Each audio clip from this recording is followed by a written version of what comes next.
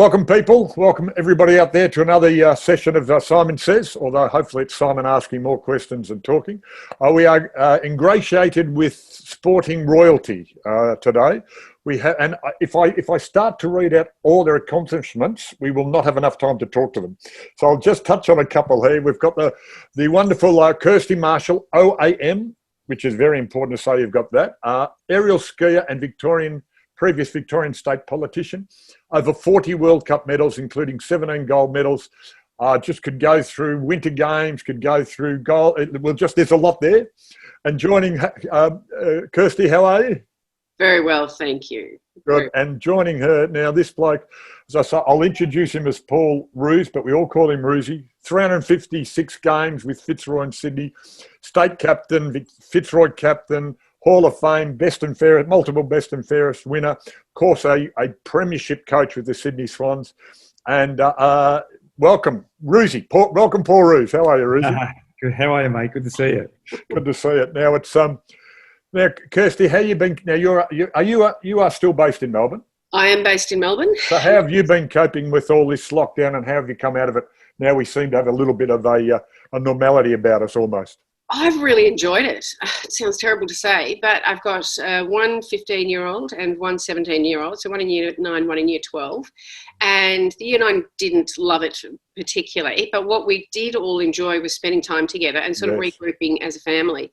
And it's just been blissful. The house is just so peaceful. So I think that for me, it's just been an enjoyable time. Although during that time, I had a full knee replacement.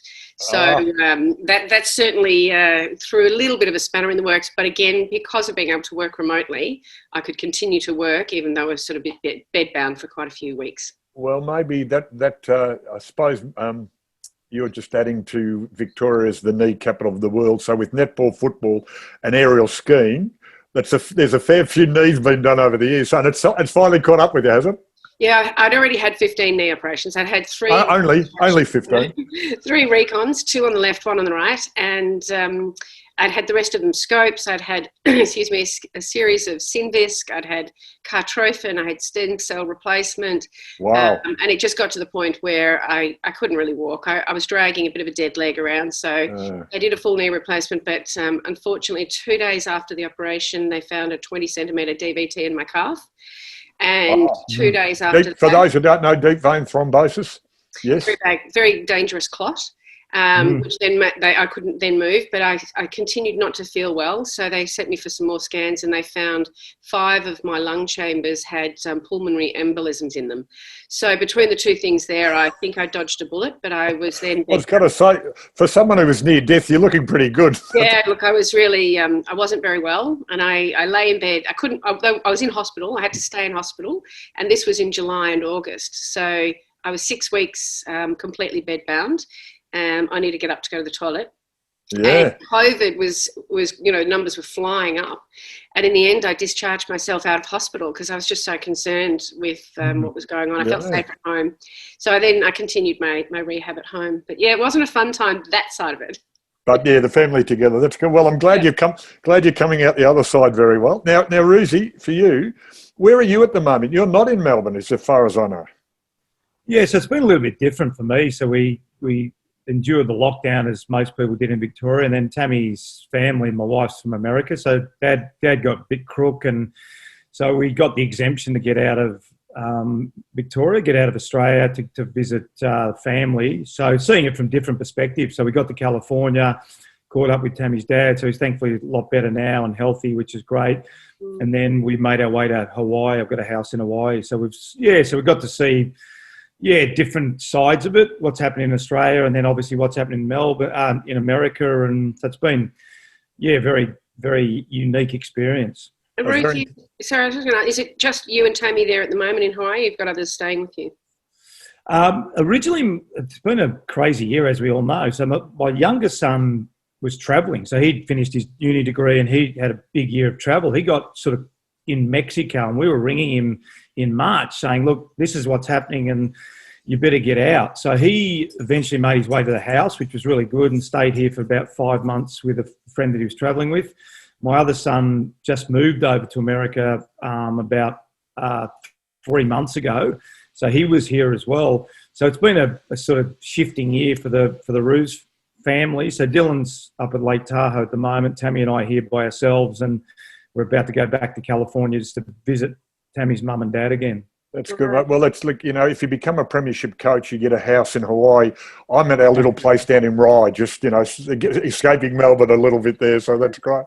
So the funny thing is, Simon, the interesting thing was we came here in a pre-season camp in 1984. So the Fitzroy players, and that was really unusual. So Chris Jones was our fitness guy. I was pretty young, 20 years of age, and they had this idea of January 1984, a pre-season, in-season camp. Yeah, so we came here back in 1984, and my house is now probably about 1.5 kilometres from the hotel we stayed at back in 1984. And it's really weird because I remember, it hasn't changed dramatically since then, but I just remember training on the field and going to the gym and staying at this hotel. And it's sort of so strange to come full circle and have a place about 1.5 kilometres where I was as a 20-year-old. It's weird. Well, that's great, mate. Well, that's a nice little segue because you both, you've said, Roosie, you've married someone from the United States, Tammy, and so originally from San Diego. Is that right? We met in San Diego. She's from about 50 miles south of San Francisco, but she was going to San Diego State College, and that's where we met. Yeah, and then of course, Kirstie, you've spent so much time overseas as a sports person. Just that whole idea of being elsewhere for a lot of the year for you while you're a sports person, how was that? Yeah, I remember my parents always were worried I was going to meet somebody overseas and move over there. And the more I travelled, the more I liked Australia and Australians. So I did particularly love being in Canada and spent a bit of time over there. Could probably have lived there. But I'm thinking about when I was looking at buying a place initially when I was younger. The one place I would never have bought one was probably up on the mountains because I figured we were going to lose the snow up there. So I'd end up not being able to even ski. But no, pretty happy being in Melbourne. It's a beautiful place, and I'm very happy to be out, particularly over in Gippsland, where you've sort of got the mountains and the sea and everything in between. It's just a gorgeous part of the world. Yeah. Now, so in that, talking about mountains, of course, skiing. You started skiing about 4, is that right? I mean, I think I started skiing about 14 or 15, and fell off very quickly and didn't like it. But you were right into it very early. Yeah, I got into it a little bit early with my parents. My father, neither of my parents skied as young people at all. My father got into it because he was a builder and he had been asked to do a summer build on a ski lodge, and the snow came early and they needed someone to stay there for lockup. And so he put his hand up and he had nothing else to do but mind the semi-built lodge, and learned how to ski in his sort of late 20s. But I started skiing with the family for a couple of years, but then I got into gymnastics. And once I got into gymnastics, I didn't ski. So I skied, I think, from about 4 till 7. And then I picked it up again I was 15. So a late starter in that sense. And of course, you combined both of those from the gymnastics and the skiing into aerial skiing, which was really, it was really developing sport when you started, wasn't it? Like in your era, it became from sort of something people were interested in to an actually full-fledged international sport. Yeah, and Rosie, when you're talking about that 84 and training camps and being that is one of the things that football's always done so well, is that they're cutting edge in terms of, I think of even the Indigenous involvement and taking it from the VFL out to the AFL and those sorts of things. Whereas for me in a sport that was completely underdeveloped, and traditionally what they did is they had skiers who they taught to be acrobats, which was a convoluted way to do it, because it's much easier to teach a 20-year-old or a 15-year-old how to ski than how to teach a 20-year-old how to do a somersault. It's almost impossible. So I had the gift of having done the gymnastics, came in and picked up skiing really quickly because I'd had that really early stuff. And probably at that age of 15, 16, you think you're invincible anyway. And anytime somebody, uses the word dare, whether it be, at a bar or on a ski hill, you're like, I'm in. So somebody literally dared me to take my first jump. And nowadays they do 1,000 jumps into water, precautionary and all this, it's such a long training session that it takes, I would think, about a year from start to the first time you jump on snow. Well, I saw the sport on the Saturday and I did my first back somersault on the Sunday. So I was just really lucky. I was in the right place at the right time. And given the lack of technology in my sport, it really meant that it was carte blanche. You know, you could do whatever you wanted. And I had a team of guys. Team Buller, the original team up at Mount Buller, was only men. And they were just so supportive. And that's one of the reasons I've always credited them with my success, because there was no gender issues. And we didn't jump off different jumps. We didn't train at different times. And when you give any athlete the opportunity to flourish like that, they usually do. And you did actually spend a bit of time, development time, from what I've tried to do research. You're in Japan. You're in Japan for a while in your development time as well. Well, that was an interesting. I had skied in the national championships when I was 16 and 17. My first year I finished second, and my second year I won. And on my second year at the national championship, this is in aerial skiing, there was a Japanese crew there. And one of the guys, Takeo Yokoyama, was a World Cup skier, but he was getting towards that retirement age and was trying to think about transitioning into coaching. But there were no new athletes coming up in Japan. And all of a sudden he saw me and he thought that's a great opportunity. And he had then organised a scholarship basically for me to go to Japan, live at a ski resort, and he was going to train me. And it just seemed like the most ideal opportunity. So at 17, I took off, went to Japan, lived there for the next 18 months, and that's how I really learnt the sport. Right, it's fantastic. That's fantastic. And as I said, it's really in that developmental stage. And Rosie, now, was there something about this that was going to show you the future, where you actually played in East Onvale for a footy club called Beverly Hills? I actually didn't know that one existed, so that was going to point you in the right direction for later. Yeah, it's funny, isn't it, where I've ended up, not in Beverly Hills, but somewhere in America. But yeah, I did. I played for a junior footy club called Beverly Hills Junior Footy Club, which was sort of in more Blackburn. There was a Beverly Hills primary school and just a Beverly Hills footy ground. So that's where I started. And for some reason, the closest ground to where we were was Donvale. But Donvale played on a Saturday, and I was playing basketball and tennis on a Saturday. So we ended up, my parents took me to the Sunday, took me to Beverly Hills, and that's where it all started for me. But can I reflect on some skiing, Simon? Because yeah, please, go for your life. I went to the worst day of my life was learning how to ski. By far, the worst day of my life. So here I am. I'm glad my name wasn't in that sentence. That's good. I'm glad you're talking about overcoming obstacles. That's very good. And you know how arrogant us footballers are, Simon. We think we can do absolutely anything. Especially when you're younger. Again, Kirstie said, we're bulletproof. When we're young, we really think we are, don't we? So I'm about 25, and the ski season goes a little bit longer. And Fitzroy, the way they were going when I was about 25, 26, we weren't playing in finals, I can assure you. So a mate of mine, Brett Stevens, says, do you want to come up to Mount Buller and we'll go skiing? I'm going, well, how hard can that be? That sounds pretty easy. So I was working in real estate at the time, and I had to get the weekend off. So I said to my boss, I said, oh, mate, do you mind if I go snow skiing? He goes, yeah, no, do you want to borrow some gear? Me, know nothing about skiing, nothing. I said, yeah, no, what do you got? He goes, I got some skis and some boots and, some gear. I said, it saved me from renting it, so no problems. So I go up to Mount Buller. I literally, Kirstie, I get on the first lift to go up the thing, and Steve-O looks down at my skis and goes, what the hell have you got on? And I said, mate, I got skis. What do you mean? He goes, how long are they? I said, I don't know. I think they're 210 centimetres. So 210 centimetre racing skis that I borrowed. Now, Kirstie, I didn't have a gymnastics background, but I can assure you I tried some double somersaults that day. There was some backflips. There were some face plants. It was the worst day of my life. And Brett Stevens is the least patient guy you could ever go. So we get up that first little lift. We jump off, and I go, what do you want me to do? He goes, just go down there, and just takes off. So then, I was nearly in tears the first day. Have you ever seen blood on the snow, Simon? Yeah, I think I have.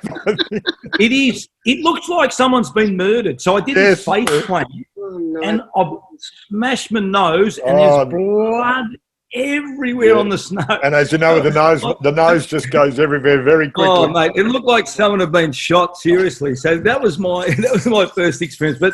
But thankfully, I actually, it is an unbelievable sport, Kirstie, and I've been really fortunate to go heli skiing, which is one of the Wow. most. So Oh, how's that? You've done something I have never done. Yeah, Instantly. really. Yeah, Look, I would love to have done that. So they take you up as high as they can in the helicopter. They put you down, and then you got to get down yourself. Is that right? It's It all was off- unbelievable. So Yeah. it's basically, you're usually above the tree line, so it's just Wow. snow. Yeah, just snow. Because you're getting dropped in, nobody else has got ski tracks that you have to work your way across, and it's normally in a spot because of the businesses that the snow is of great quality. So it's an amazing opportunity. Very few people get to do that. Yeah, well, We were at the Bugaboo Lodge in Canada. So, Simon, so they take you up on the helicopter to the lodge. So you're actually, the only way you can get to the lodge is by helicopter. And then, as Kirstie said, so what they do in the morning, they fly out and have a look around where the best snow is. And then they take you up, and it was like the scenery, it's breathtaking, and the snow. And I really wasn't at the level to be able to do it, which is another good snow skiing story, but it was just incredible. Like, so I've been really. You went on your 220s or your 210s, were you? They were a lot shorter then. Like big powder skis and powder skis. And it's funny because the last. This is a great thing about skiing. So when I started skiing at sort of 15, 16, 17, by the time I was 17, I was skiing on 220s. Yeah, right. And then by the time I started mogul skiing, so I was Australian national mogul champion in 1992, and I was then on a pair of 180s. And when I was doing aerial skiing, I was jumping on a pair of 160s. So they're still quite narrow. Then, sort of 10 years later, that you went into those parabolics where they started to get wider, and they sort of had the wide tail and the wide tip. But yes, aren't you lucky? Aren't you lucky, Reece? And the other thing, Kirstie and Simon, is just I think there's three sports that you love to teach your kids, and I always say this: golf, tennis, and snow skiing, because they're so technical. Yeah. But they're also ones, and interesting your comment, Kirstie, as well.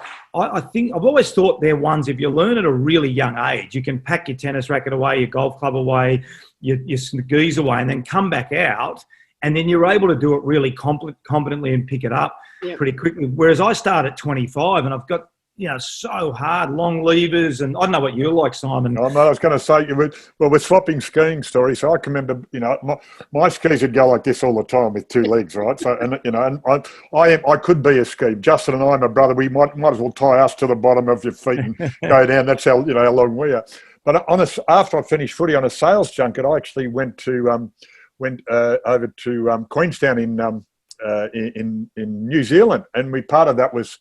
They had a couple of options, and we learnt snowboarding. And so they had this snow where they had the real learners, the really shallow slope, learner slope, with the conveyor belt that took you back up. And so I did this learning.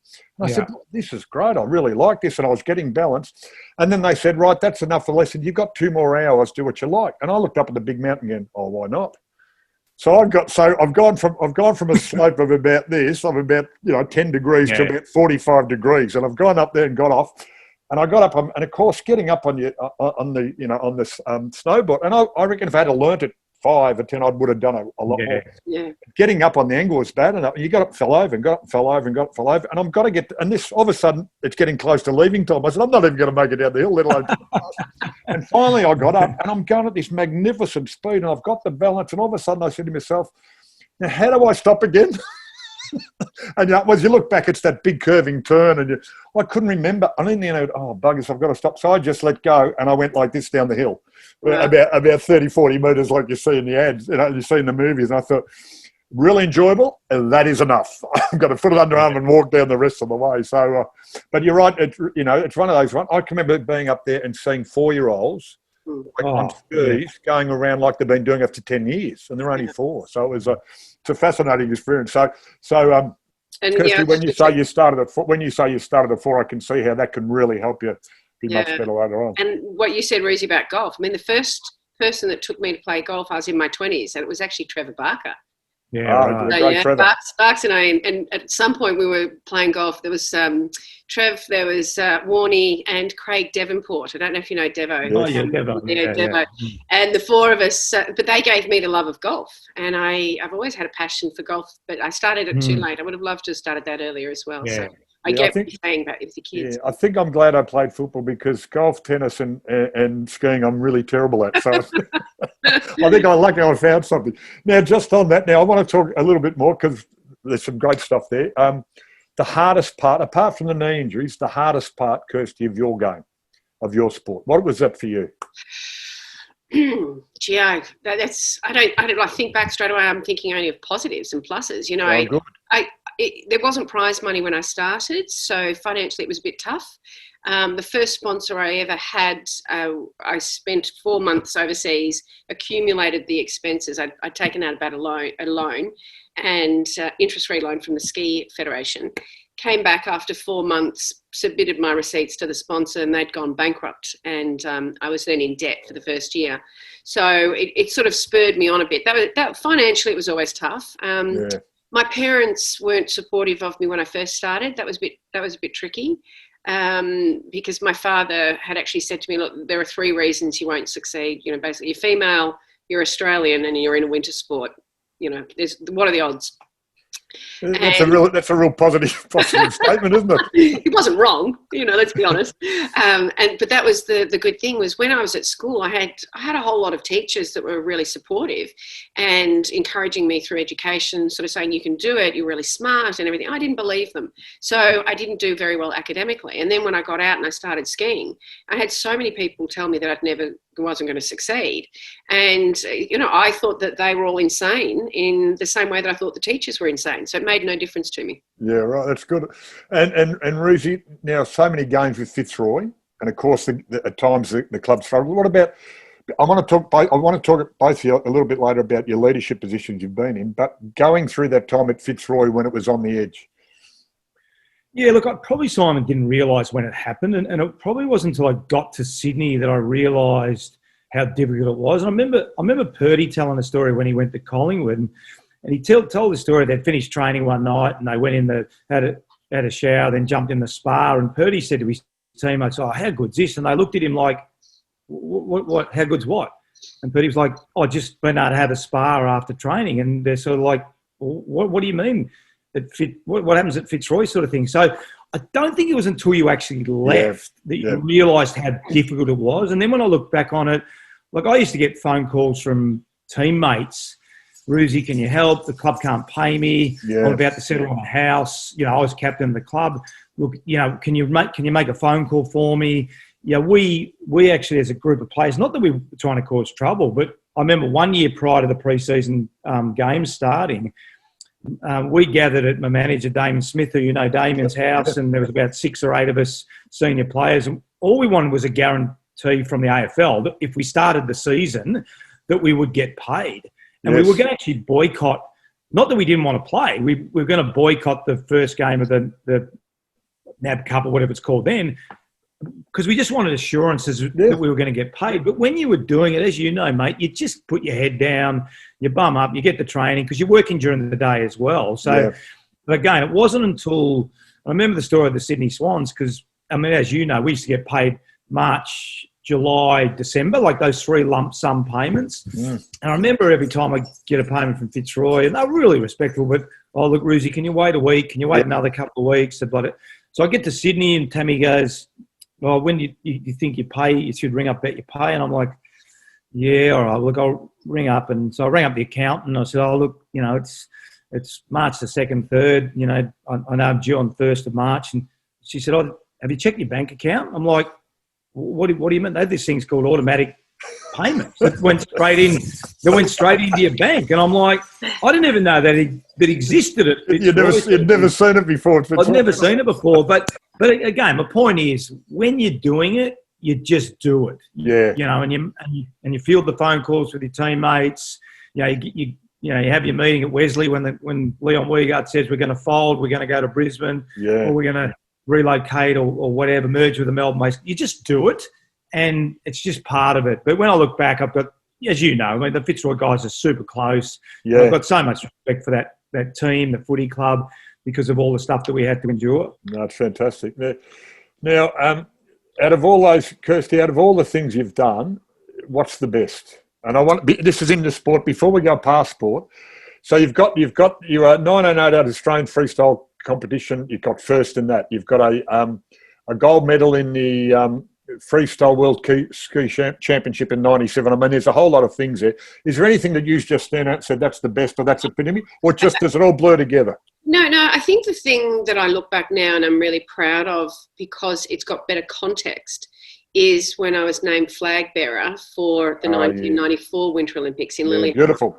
And I think it's such an honour. And I didn't, when you're an athlete, well, for me, it's hard to understand the historical sense of what it is that you're creating. You're sort of living in the moment. And when I look back now, and the feeling of pride that I have of being an Olympian, a Winter Olympian, a successful skier, but most of all representing my country in such a beautiful way. Yeah, so I think that was a real highlight. No, that's a great highlight. Kirstie, do you think, Kirstie, you realised how big you were? Because it's funny when, like, Simon and I would, like, you sort of transcended the sport. Few people are able to do that, but I've got so much respect. But you were bigger than the sport. Did you understand how big you were? No, not at all, Rosie. It's a great question, because I felt very much, you're talking about finances, and I used the money whatever money I earned was what we then put back into pay for other athletes to come overseas. So basically I was paying for the team, and the sponsorship that I got, I divided amongst all of the athletes so that everybody, like, we had a sponsorship with Qantas, and they actually only sponsored me, but all of the money went to all of the athletes. So no, I probably would have pushed a bit harder for change in a lot of ways. And that's more political. That's probably that political sense that I have. Yeah. And no, I really felt that there was a bit of misuse at times, where the administration got the benefits of me taking the risk and me putting, the effort in. Yeah, that's so no, I didn't know. But it's interesting, because now it's always, you have the luxury now of looking back. So with an older head, so if I knew what I knew now, I could have done that. That's And when I finished, Rosie, this is another thing that, and Simon, when I finished, I was a little bit lost. I really was coming. I didn't retire. I got injured and I really didn't recover from it. So I applied for 3 years to the Sports Commission to become a coach in my own sport in Australia. And I turned down a job from China. They wanted me and I said no.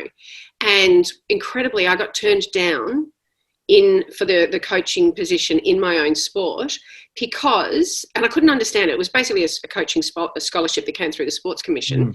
And I didn't understand, my own sport had to endorse me for the Sports Commission to give me the opportunity, and they wouldn't. And it's good in a way, because it then pushed me into going into politics, because that was a really big motivating factor. You can't change things from outside, you need to change them inside. But I really felt quite aggrieved by the fact that my own sport didn't want me at that stage. Was there a little case of, as you were saying before, you almost were bigger than the sport? Did they feel that and sort of go, we don't really want her because she's too big for us, or we can't control her? Yeah, I don't think it's too big. It's that I was too vocal. By that stage, I was 30, and I've got my own business. I've got my own money. I really had my own life and was running it aside from the actual main sport. I wasn't reliant on them. And you can't, if you're very vocal, it's very hard for people to want you to incorporate you into their organisation when they can't control you. Yes. So I've got that now. I don't regret, having an opinion, but I probably had very, 20-year-old women think they know everything, and they're very hard to deal with. So I don't think they made a bad decision. 20-year-old men are the same, don't worry. I couldn't see that there needed to be at times some political correctness. Yeah, I would just come in and go, yeah. No, good. And Rosie, just on that type of thing, you weren't the first, from what I can gather and remember, you weren't the first pick for coach of Swans when you got the job.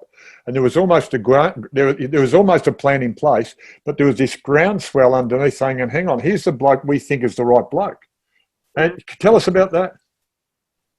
Yeah, it was strange, Simon, because when I took over was when Rocket left, and I had 10 weeks to go. And you sort of, one of the things I remember asking look, is it just for 10 weeks or, you're going to give me the job for longer term? They said, no, if you take it now, it's 10 weeks and we can't promise you anything. So it is a little bit of a risk at the start because it's, as you well know, it's such a precarious position. So you're beginning your career and potentially ending it with one decision. But but I decided to take the job because I knew the players really well and I had a lot of faith in them. I'd played with the guys. And so then we sort of really connected as a coach sort of player group, and we won 6 of our last sort of 10 games, including a good game at the end of the year. We beat Richmond, but the swan song for Andrew Dunkley and Paul Kelly. And I remember the players, I just walked down the field because it was Kel Dunk's sort of day, and then the players came around me. And by that stage, I think there was a bit of a groundswell.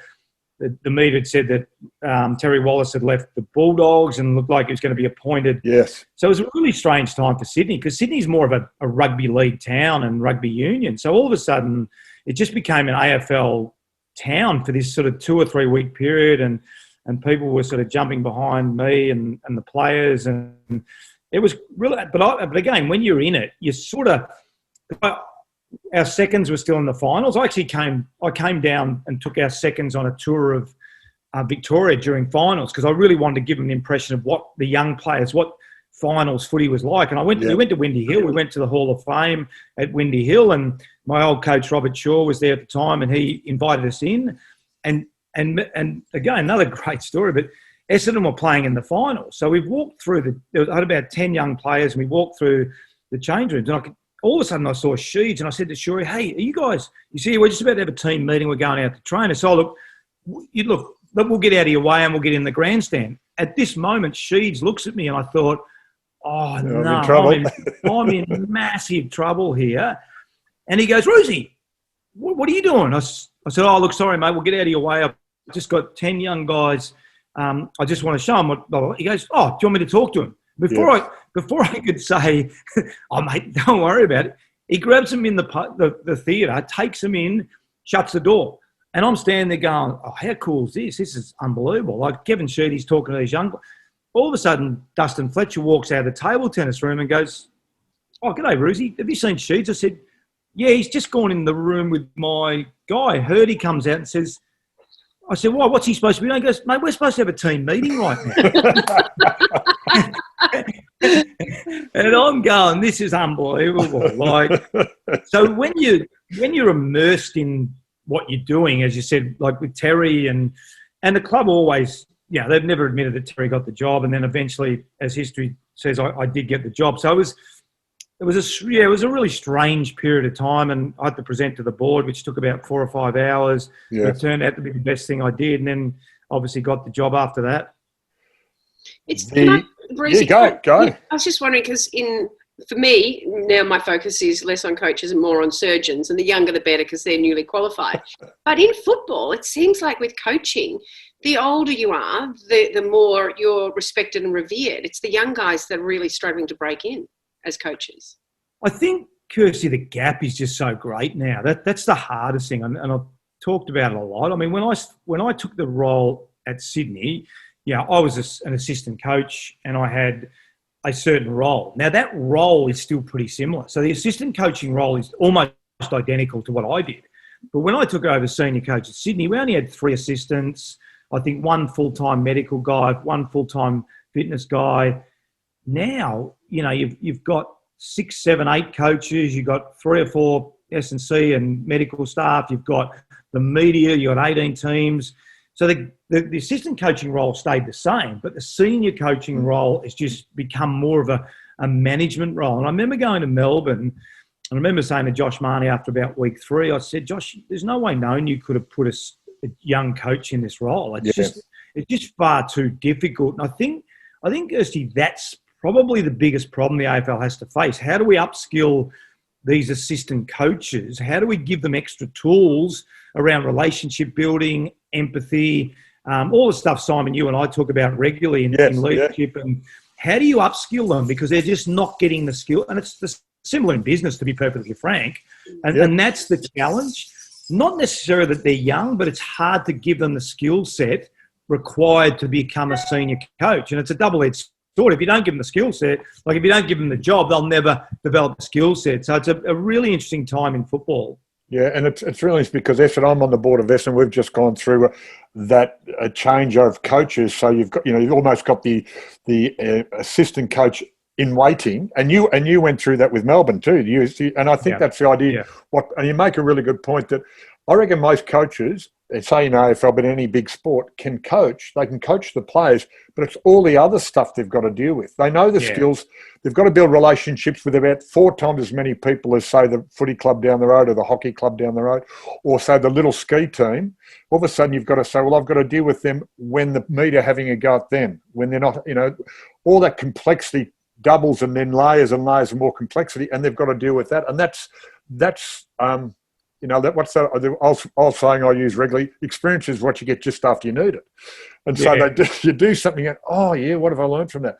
And unfortunately, in sometimes coaches doing that are going to get themselves in trouble because they've done something they can learn from, but other people go, oh, you can't do that. Well, how do you make that good point? How do you develop people to the point where, and I think it's very much you can do that.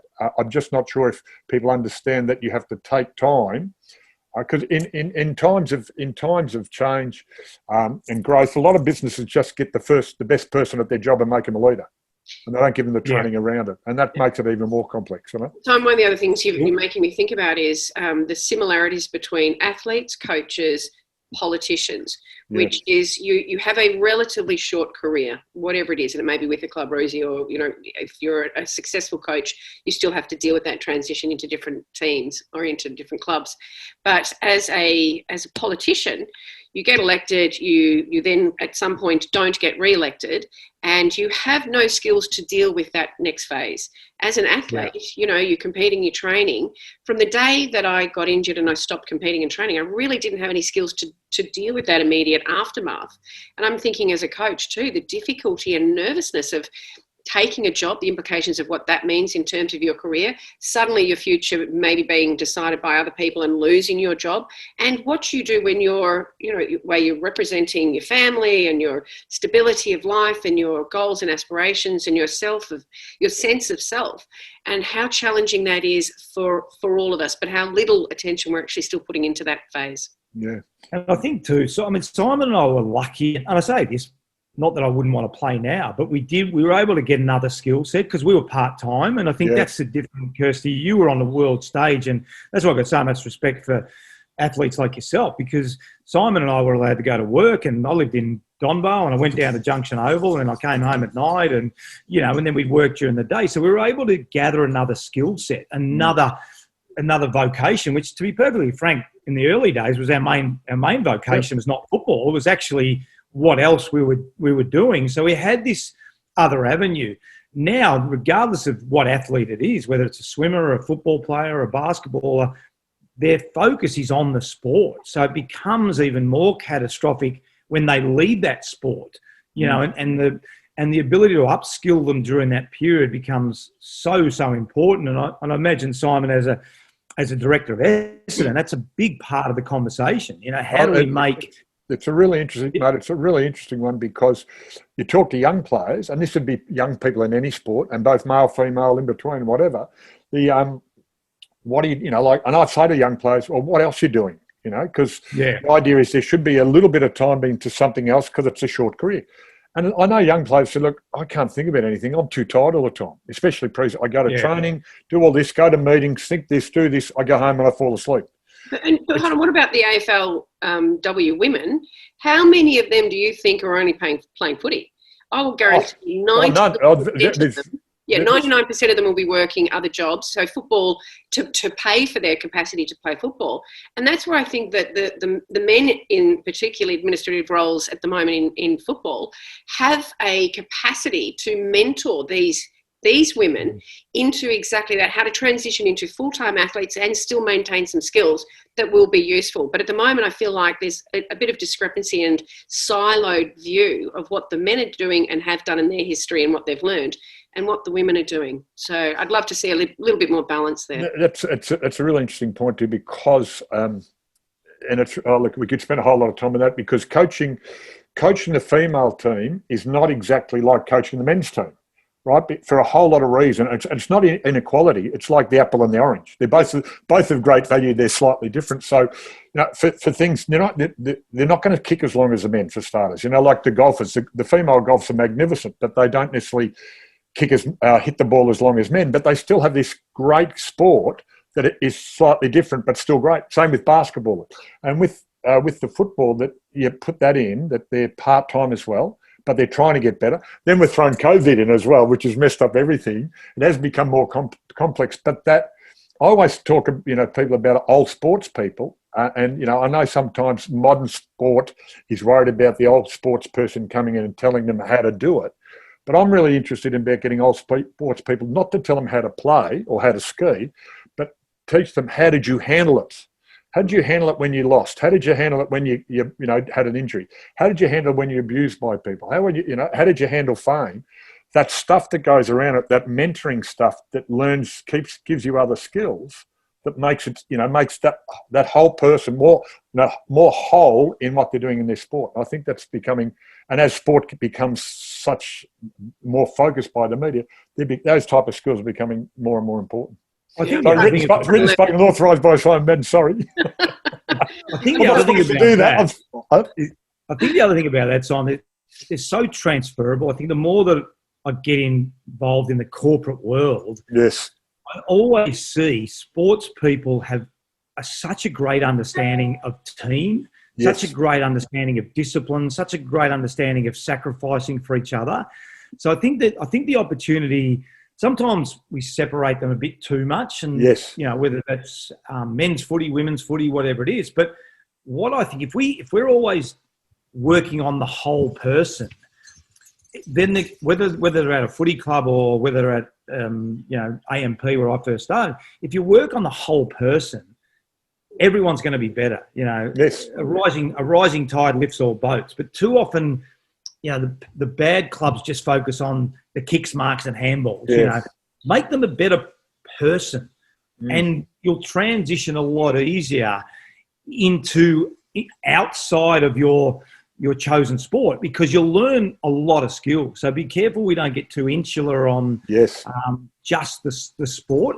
And it'd be interesting, Kirstie, on your take on the individuality of what you did. How did you see that, like, transitioning? Did that make you a more selfish person, do you think? Or how did you deal with that? I think when I was a skier, I was really selfish. And whether that be time for friends, time for, partner, a boyfriend, or time for family, time for, significant events like birthdays and Christmas, weddings, births, all of that was on the back burner for me. I really didn't care about it. And for me, it was just about what I needed to do to get to where I wanted to go. But I think also my identity was so wrapped up in who I was as a skier. And much of that came from what other people thought of me. Thank God social media wasn't like, it is now back then, because I think it can become all too consuming.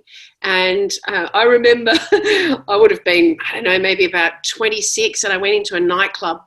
Might have been Chasers or something down here, big nightclub. And it had been just after the Olympics, and I'd fallen at the Olympics. And when I say just a few months after the Olympics, and I'd come back to Melbourne, and I'd walked into this nightclub, never had to pay for anything. It was such a great time of life. And there was this group of guys, and they were all really cool looking. And I can remember walking in, and one of the guys at the centre saw me, and somebody went, "That's Kirstie Marshall." And then this guy just sort of started walking towards me, and then fell on the ground and went, "Yeah, I'm Kirstie Marshall," And I was mortified, and I just upped and turned and left. And I can remember feeling that it was who I was, and it took me a while to establish that sense of what you're talking about, Rosie, about being determined and having a good work ethic, and being, I'm actually a good team player. In all of the time that I was providing money for other athletes, or making sure that the coach that I was employing coached everybody else, whatever it was.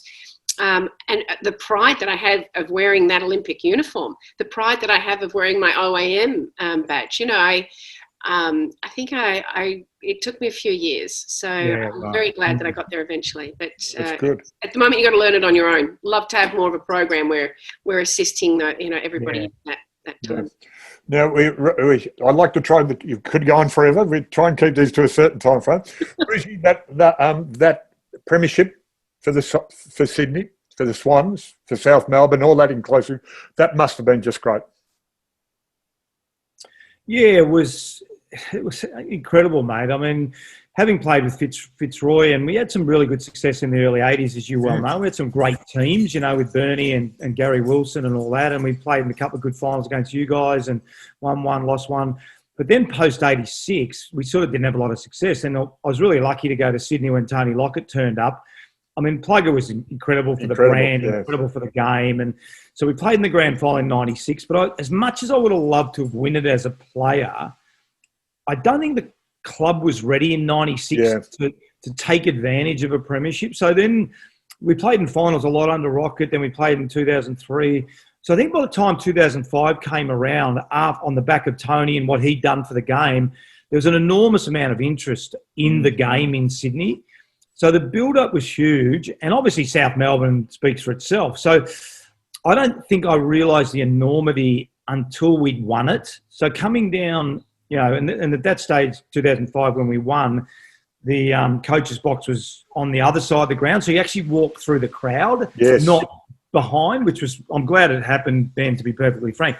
But so I remember the stages. I remember thinking to myself, I was consciously thinking the night before, look, if we lose, this is what I'm going to say, and this is how I'm going to behave. And if we win, I really want to take it all in. I really want to be present in that moment.